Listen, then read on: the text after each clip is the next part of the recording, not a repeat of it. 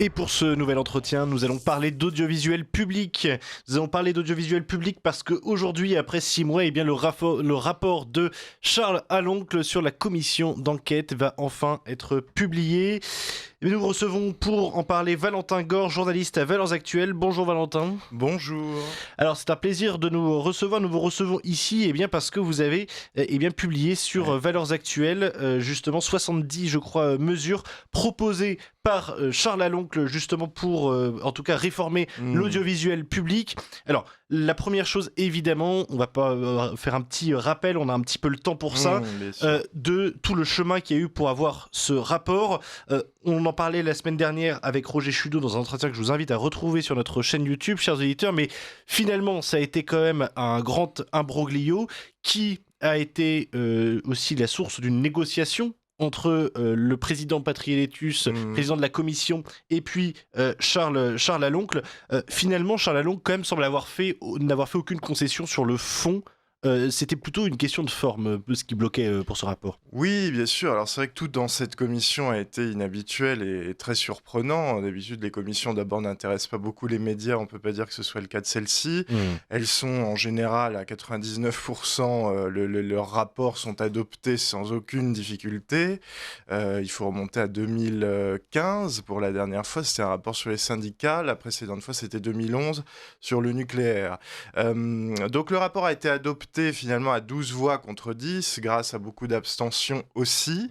Je crois que, notamment des macronistes, le président Patriélétus a voté pour, finalement, mais je crois que finalement les députés ont considéré qu'il valait quand même mieux le laisser publier, même si beaucoup ont grincé des dents, parce que Charles Haloncle a secoué le pot de fleurs, comme aurait dit Charles de Gaulle.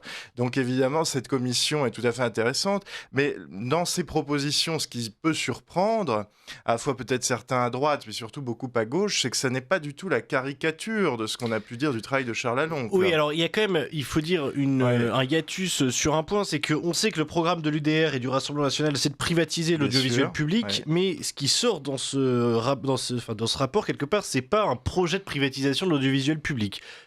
Alors ça s'axe sur 3 grandes parties. Donc la première, c'est, je sais plus exactement quel est l'ordre, mais il y a la question de la neutralité, la question des dépenses et également la question, rappelez-moi le dernier... Alors nous on a réorganisé ça à Valeurs Actuelles parce que c'est un peu administratif. On a commencé par évoquer le budget, c'est quand même le nerf de la guerre évidemment, et puis le fonctionnement général des antennes, la structure si vous voulez. Ensuite il y a effectivement les questions de gouvernance et de transparence, et puis à la fin la question du pluralisme, combien importante.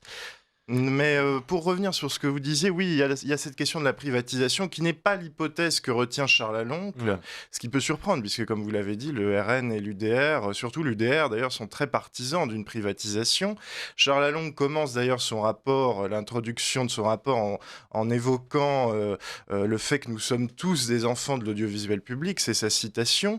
Et puis, il rappelle, la mission principale, informer, cultiver, divertir. Voilà. Alors je viens de voir avant d'entrer dans le studio que France Télévisions avait réagi en évoquant la vision, je cite, élitiste de Charles Haloncle, en voulant la dénoncer. Alors je trouve ça un peu lunaire, parce que sans revenir à l'ORTF, on se souvient quand même pendant de nombreuses années, l'audiovisuel public, avec des émissions comme Apostrophe, comme Thalassa, des émissions aussi plus légères, comme C'est pas sorcier, essayait un petit peu d'élever l'esprit, ce qui est moins le cas peut-être avec Nagui, pour parler clair. Oui, et puis finalement, il y a aussi la question de l'élitisme, c'est toujours assez amusant, parce que effectivement, on voit, et c'est quelque chose qu'on peut observer dans ce rapport, qu'il y a une sorte de contre-élite, une élite qui s'est créée au sein de France Télévisions, élite qui pourrait effectivement inclure Nagui, qui a sa propre société de production mais dans le fond, et c'est peut-être le premier point qu'on peut aborder, c'est la question des privilèges et la question justement du système France Télévisions qui s'est mis en place pendant plusieurs décennies. Oui, vous dites élite, moi je dirais presque une forme d'oligarchie, de concentration et de monopole. Nagui est symptomatique de ça. Ce qui est intéressant, ce qui n'a pas beaucoup été dit, c'est que Charles Lalonde s'est aussi inspiré d'un député UDF des années 90, qui était Alain Griottret, qui était certes UDF, mais qui était quand même assez à droite, au fond de lui, et qui avait mené ce travail à l'époque pour révéler... on me fait signe que c'était un ancien patron d'émission à Radio Courtoisie aussi, c'est ça? Absolument, oui. Ça m'étonne pas du tout, oui. C'était quelqu'un qui était plutôt monarchiste, disons, dans sa formation originelle, et qui était résistant d'ailleurs aussi, et qui a mené un travail, aujourd'hui on l'accuserait de trumpisme, à l'époque évidemment ce mot n'existait pas, il avait révélé en commission des finances tous les contrats des animateurs de l'époque, des stars, notamment à l'époque Jean-Luc Delarue et déjà Nagui, il y en avait d'autres qu'on a un peu oubliés. Donc ce travail de transparence n'avait pas été mené depuis ce moment-là. Et ce qui est très surprenant, c'est que Charles Lalonde, lui, n'a pas pu révéler, il a ces chiffres, il n'a pas pu les mettre dans son rapport, parce qu'évidemment, France Télévisions s'y est quand même opposé. Mais ce qui est surprenant, c'est qu'aujourd'hui, le fait de demander à une entreprise publique, une entreprise même nationale, de dévoiler des informations qui devraient être tout à fait transparentes semble poser problème. Oui, alors ça veut dire que... Alors, on va peut-être... attendez, avant de effectivement partir là-dessus, vous faites bien d'en parler un instant, mais qu'est-ce qu'il y aura et qu'est-ce qu'il n'y aura pas dans ce rapport ? Alors, donc le rapport fait plus de 300 pages, donc c'est très exhaustif et roboratif. Il y a évidemment cette introduction, il y a le rappel des auditions, et il y a surtout ces 70 propositions qui se basent évidemment sur ce qui a pu être appris lors des différentes auditions. 70 propositions qui vont par exemple de la réduction de près d'un tiers du budget général de l'audiovisuel public, une baisse de 1,2 milliard sur les 4 milliards du budget total, la fusion de différents éléments comme France 2 et France 5, la suppression de France 4, la fusion de France 24 et France Info, la fin d'une radio comme Move, qui est une radio de hip-hop et de rap, voilà. Donc il y a finalement un recentrement, parce que c'est vrai que Charles Lalonde, qui a été attentif aussi à ce que lui ont dit les Français, parce qu'il a reçu beaucoup de courriers de téléspectateurs qui lui ont dit « mais nous, on en a assez de voir des rediffusions, de voir des programmes de mauvaise qualité. Pour augmenter la qualité, c'est peut-être bien de reconcentrer un peu les choses. » Et donc, qu'est-ce qu'il n'y aura pas ? C'est-à-dire que typiquement, on n'aura pas accès au compte. Au compte, alors on a accès à beaucoup d'éléments, mais pas à tout, c'est certain. Parce que par exemple, les salaires, si vous cherchez les salaires de Léa Salamé, de Nagui, enfin Nagui c'est plutôt des émoluments, puisqu'il est, comme vous l'avez dit, producteur, ça il n'y aura pas, parce que France Télévisions s'y est opposé. C'est étonnant quand même. C'est étonnant. Alors Charles Lalonde a l'information, donc il a pu, lui, à partir de ces informations, dresser des constats, mais effectivement, au nom du droit à la vie privée notamment, ce ne sera pas révélé. Il y a autre chose qui va aussi arriver avec ce rapport, c'est effectivement toutes les auditions qui n'étaient pas publiques, il me semble. Je crois qu'il y en a une certaine partie qui justement vont être rendues publiques, c'est bien ça ? Les auditions, alors écoutez, sur ce point, je ne crois pas, parce qu'il me semble que toutes les auditions ont été diffusées sur les chaînes parlementaires. Il ne me semble pas. Mais en tout cas, ce qui est certain, c'est qu'elles seront maintenues, puisque en cas de non-publication du rapport, ces vidéos auraient pu être... Oui, c'est ça, pardon, voilà, excusez-moi. c'est plutôt ça. Donc là, il n'y a aucun problème. Les auditions, voilà, si vous voulez passer des soirées à revoir les meilleures auditions, vous pouvez comme ça passer quelques nuits blanches. On va parler aussi un petit peu de la question, il nous reste à peu près 15 minutes, on va parler un petit peu aussi d'une autre proposition, donc c'est diversifier l'origine des éditorialistes de France Inter. C'est-à-dire que ça c'est un vrai sujet aussi, la question de la pluralité et de la neutralité, parce que les deux vont assez ensemble finalement. Une question toute simple et que je pense que Charles Lalonde l'a pu comprendre. Alors, il n'a jamais été journaliste, mais Valentin, vous et moi le sommes, et savons que la neutralité n'existe pas en réalité dans le journalisme. Alors, quelle est la mission du service public là-dessus et que propose Charles Lalonde justement sur cette question ? Alors ça, c'est tout à fait intéressant, parce que ça, vous parlez de France Inter, ça vaut pour tout l'audiovisuel public, mais c'est vrai que France Inter est emblématique de ça. Quand vous avez des gens comme Patrick Cohen ou Nathalie Saint-Cric, qui sont des salariés du service public et qui sont éditorialistes, ça pose quand même question, parce que effectivement, ils sont censés respecter une forme de neutralité, ils sont payés avec l'argent de tous les Français. Néanmoins, il serait absurde de dire que sur le service public, on va faire des débats de neutres, donc des espèces de choses où on va rien pouvoir dire. Donc ce que propose Charles Lalonde, c'est de dire remplaçons ces éditorialistes de service public par des gens de la presse privée d'opinion. Ils proposent par exemple le matin sur France Inter pour remplacer Patrick Cohen, le lundi quelqu'un de Libération, le mardi quelqu'un du Figaro, le mercredi quelqu'un de l'Humanité, jeudi quelqu'un de l'Opinion, du JDD, de Valeurs Actuelles. Vous voyez, pour que déjà ça Vous tourne. candidatez, Valentin Gaud? Ah bah écoutez, moi j'aime bien Radio Courtoisie, je m'y sens bien, mais pourquoi pas aller dans la Radio Rouge. Mais ce qui est certain, c'est que ça serait en tout cas intéressant parce que ça permettrait d'abord de changer d'opinion. Parce que Monsieur Cohen, ses éditos peuvent être parfois intéressants. Moi je dis pas qu'ils sont toujours de mauvaise qualité. Enfin, c'est tous les jours, il a une espèce de droit Oui, de en libre antenne permanence absolue, bien de sûr. revenir tous les jours. Donc ça serait peut-être bien de faire tourner un peu la parole, certainement. Et donc du coup justement il y a cette proposition, donc qu'est-ce qu'il y a d'autre également, parce que en réalité c'est lié aussi à une autre question, c'est que la question du temps de parole par exemple qui est accordé, c'est quelque chose qui évidemment est scrupuleusement vérifié par l'Arcom qui nomme Delphine Ernotte à la tête aussi de France Télévisions. Alors peut-être oui, un mot sur le mode de désignation, parce que ça aussi c'est une clé évidemment très importante.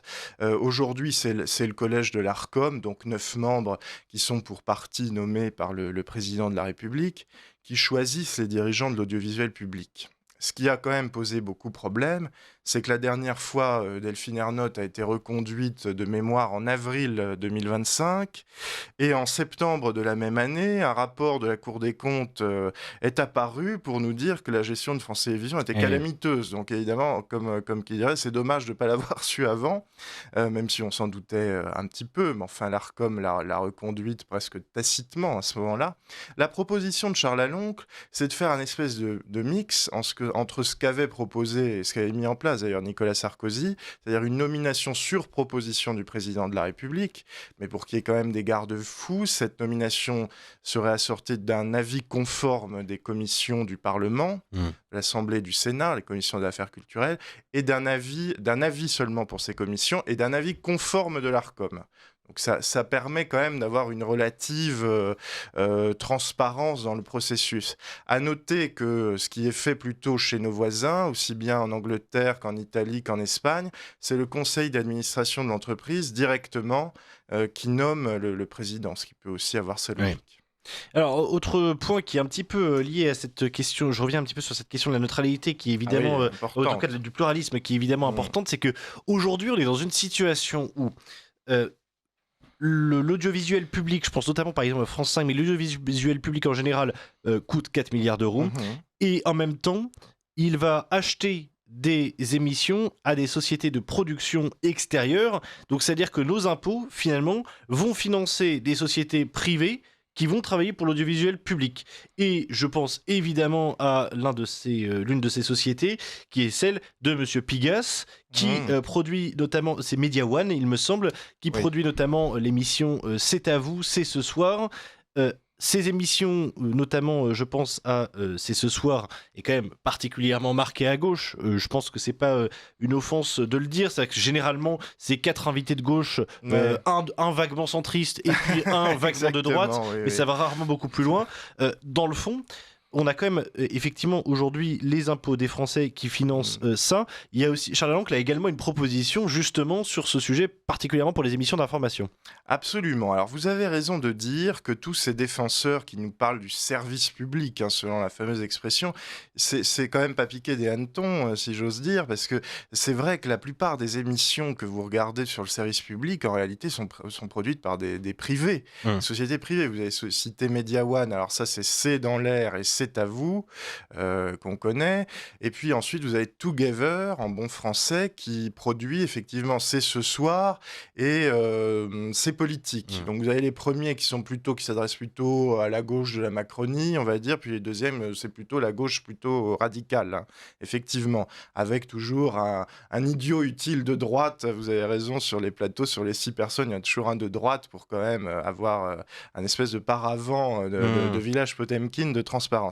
La proposition de Charles Laloncle, c'est très simple, c'est que ces émissions qui concernent la politique, la vie démocratique, l'information, elles soient produites en interne. Je rappelle qu'à France Télévisions, il y a maintenant, il doit y avoir 8700 salariés, donc il y a peut-être moyen, sur cette masse salariale, de produire des émissions en interne. Oui, et alors justement, autre point qui est un petit peu connexe, c'est...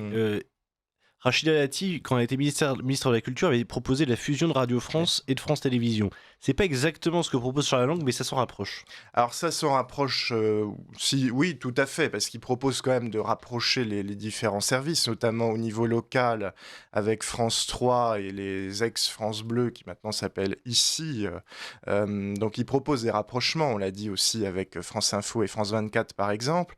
Mais Charles Lalonde, qu'on a reçu à Valeurs Actuelles, on aura un entretien assez long dans le journal qui paraît demain, nous dit que finalement cette idée en bon français, là aussi, de holding, qui a beaucoup été poussée par les macronistes, finalement c'est une fausse bonne idée, parce que c'est vrai que c'est une méthode d'énarque. Quand vous avez deux choses, vous en faites une, quand vous avez une chose, vous en faites deux.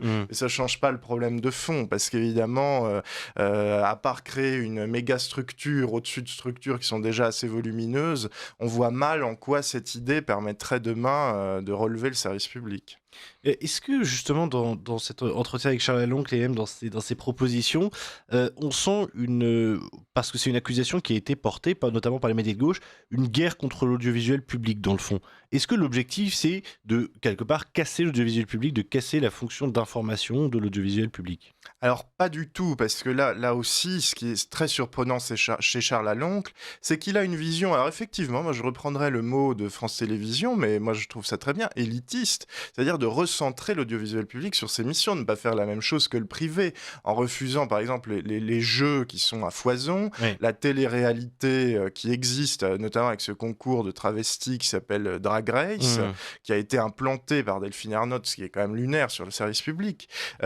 Donc finalement, ce que veut Charles Lalonde, c'est plutôt redresser le service public. Il nous l'a dit, il est minuit moins le quart pour le service public. Il est bien conscient que, effectivement, à terme, si ça continue comme ça sera la privatisation. Il n'y aura pas d'autre choix possible, parce qu'il y a une situation Mais financière. il souhaite éviter la privatisation, Charles Lalonde? Ah oui, je crois. C'est en tout cas ce qu'il nous a dit. Et je crois, parce que vous avez raison de dire qu'au RN et à l'UDR, c'est la position officielle de privatiser. Là où il peut y avoir peut-être une nuance, c'est privatisation partielle ou privatisation totale. Parce qu'on pourrait imaginer réduire la voilure sans peut-être tout privatiser, même si ça s'entend aussi. Oui, parce que d'une certaine façon, rien que le fait de fusionner des chaînes, ça laisse des espaces disponibles pour de nouvelles chaînes, de nouvelles fréquences, etc. Quand Charles Lalonde propose de fusionner France 2 et France 5, ça libérera par nature le canal de France 5. Donc effectivement, c'est une privatisation partielle. Mais c'est aussi couper, c'est comme les arbres, il faut parfois couper les branches qui sont un peu mortes pour que l'arbre reprenne un petit peu. Donc non, Charles Lalonde, il est plutôt convaincu du fait qu'il faille un service public de l'audiovisuel, mais à condition qu'il soit profondément réformé, et même totalement réformé. Et alors, question comme ça qui me vient pour le sport. Alors le sport, là aussi, Charles Lalonde propose de réduire d'un tiers les budgets des sports. Parce qu'il faut savoir déjà que le sport ne rapporte pas d'argent, il coûte même de l'argent parce que c'est une espèce de vitrine. Il n'y a pas des publicités quand même? Il y a des publicités qui permettent de combler, mais les droits sportifs sont très chers. Donc c'est une dépense à perte pour les chaînes qui le font, notamment pour gagner une image auprès du public. Parce que c'est vrai que quand vous diffusez Roland-Garros ou le Tour de France, ce qui est le cas sur France 2, ça vous amène des téléspectateurs. Donc c'est un pari. Là où Charles Lalonde pointe quelque chose de juste, c'est que le Roland-Garros et le Tour de France, vous vous doutez bien que si demain c'est plus sur le service public, TF1 ou M6 vont immédiatement se ruer dessus et ça sera diffusé. Donc c'est une dépense contrainte que le service public n'est pas obligé d'assumer, à la différence des missions culturelles que Charles Lalonde propose de réhabiliter aussi, qui là, on a peu de chance, c'est vrai, de les voir sur le privé ou des documentaires. Donc il faut, là aussi, c'est sa stratégie, c'est effectivement de recentrer sur la qualité, sur une offre qui n'existe pas par nature sur la télévision commerciale. Il nous reste 4 minutes, j'aurais 2 questions, on va essayer de faire efficace. La première question, c'est sur toutes les dépenses exagérées, notamment, je pense aux 55, je crois, voitures de fonction qui existent. 57. Voilà, aux frais à Cannes, effectivement, le festival de Cannes, etc. On sait qu'il y a eu quand même, à côté Canal+, année 2000, à France Télévisions. Absolument, hein, vous avez raison. Mais là où c'est intéressant, parce que le rapport de Charles Laloncle produit déjà des effets avant même d'être mis en place. Il est mis en place un jour, sans doute pas avant 2027 de toute façon. Mm. C'est que Delphine Ernotte a d'ores et déjà annoncé, par exemple, qu'elle allait réduire la voilure sur le festival de Cannes, qu'il y aurait moins, par exemple, de salariés de France Télévisions qui s'y rendront. Ouais, mais sauf qu'elle fait ça que sous pression, c'est-à-dire qu'elle savait bien très bien ce sûr. qui se passait. C'est-à-dire Bah, que là, c'est que de la évidemment, pression politique. évidemment. Oui. Alors, ce qui est amusant, c'est qu'elle plafonne les dépenses au Festival de Cannes à 500 € par nuit, ce qui est beaucoup et en même temps pas beaucoup, parce que quand vous Oui, ça connaissez reste la Cannes, pression ouais. hôtelière pendant le Festival de Cannes, 500 €, c'est pas, vous payez pas une chambre de palace pendant le Mm. festival. Mais enfin, cela dit, elle garde quand même le palace pour elle et un ou deux membres de son équipe, hein. Mais vous avez raison, il y a déjà, de toute façon, le gouvernement Lecornu, lui aussi, a demandé des efforts à France Télévisions. Et dernier point peut-être, c'est on a l'impression d'une certaine façon que eh bien à partir en fait ce qu'il faudrait dans le fond, c'est nettoyer le service public de la cave au plafond et Ouais. dans le fond effectivement même changer toutes les personnalités qui sont à l'intérieur, enfin lui donner quelque part un vrai nouveau souffle dans le fond. Mmh. Est-ce que, par exemple, si le RN ou l'UDR arrivait au pouvoir en 2027, dans l'état actuel des choses, il aurait le droit eh bien, de justement changer tout le fonctionnement interne, de, j'en sais rien, virer Delphine Ernotte. Est-ce que théoriquement, il aurait le droit de faire ça? Alors écoutez, virer Delphine Ernotte, je ne crois pas, hein, officiellement, parce qu'elle est nommée par l'Arcom, donc elle tient sa légitimité de l'Arcom. Après, vous pouvez changer la loi, hein, ça c'est toujours possible, mais ça prend du temps.